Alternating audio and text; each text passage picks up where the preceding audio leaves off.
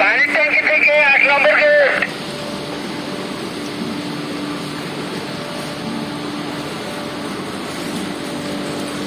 পানির ট্যাঙ্কি থেকে আলবাজার।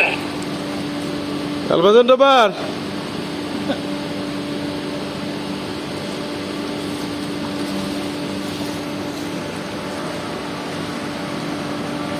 বিল্ডিং এ